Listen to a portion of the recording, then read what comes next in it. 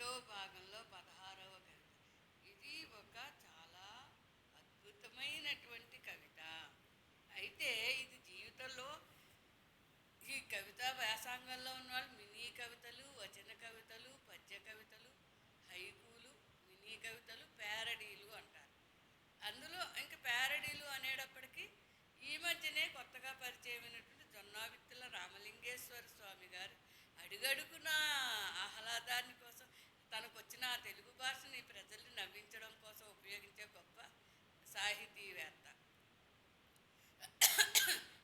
అతను ప్యారడీలో అతను చేస్తున్నటువంటి కొన్ని ప్రోగ్రాంలు యూట్యూబ్లు చూసిన తర్వాత మాత్రం నాకు ఇది నా తల్లిగారి గురించి రాయాలనిపించి రాశాను కవిత. అయితే ఇది మాత్రం నువ్వే కావాలి అనేటువంటి ఒక సినిమా ఒకటి రీసెంట్గా పాపం తీసారు. 2000 సంవత్సరంలో నేను జూనియర్ కాలేజ్ సివిక్స్ లెక్చరర్గా చేసే రోజుల్లో ఈ పాట పెద్ద టాప్ అనమాట. నువ్వే కావాలి రాచిలక అంటూ ఏదో ఓ పాట ఒకటి ఉంటుంది.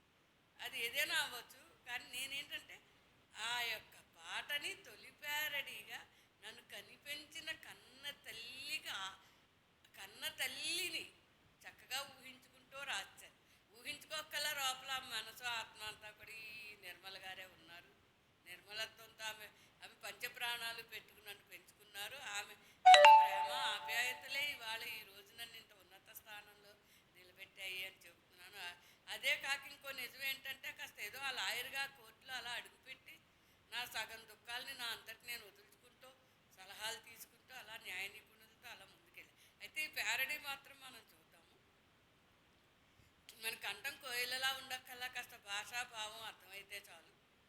నా కంఠం ఎంత పెద్దగా ఉంటుందా, మగవాళ్ళ కంఠంలో ఉంటుందా, ఆడవాళ్ళు అన్నది నేను చెప్పలేను. కానీ కాస్త మాటలు కవితని మాత్రం మీకు కావాల్సినట్టుగా మిమ్మల్ని ఊహించుకోండి అని చెబుతూ చక్కగా మా యూట్యూబ్ ఛానల్ వాళ్ళకి ఎవరైనా చూస్తున్న ప్రేక్షకులకి కోయిల కంఠంలా ఊహించుకుంటూ ఈ కవితని కాస్త ఆస్వాదించండి అని చెబుతూ ఈరోజు ఈ కవిత రాస్తున్నాను చెబుతున్నాను. చూడండి.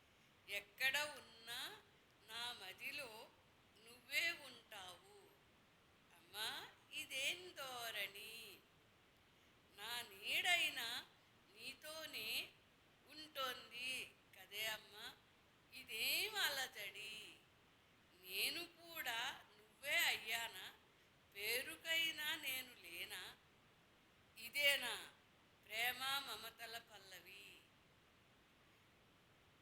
మునుపు ఎప్పుడూ ఇంత బాధ నేను పడలేదు కదా, నాలాగే నీకు కూడా అనిపిస్తూ ఉన్నదా, ఏమి చేస్తున్నా నువ్వే నా మనసంతా అలజడి చేస్తున్నావు, అదే అలజడి అదే భావాలు, ఏమి చేస్తున్నా నువ్వే, నా ఆహ్లాదమే నువ్వే కదా, ఎవరి కఠినము ఈ విడతీత, ఎంత పొందానో బాధ అనే ప్రియ భావన, ఎక్కడ ఉన్నా నువ్వే తప్ప ఎవరూ ఉండరే, అయ్యో ఇదేం గారడి తల్లి, ఇదేం గారడి, ఎన్నో ప్రకృతి రూపాలు చూసినా నువ్వు మాత్రమే గుర్తుకు వస్తూ ఉంటావు, అయ్యో నేను ఎప్పుడూ అనుకోలేదుగా ఇలా విడిపోతామని.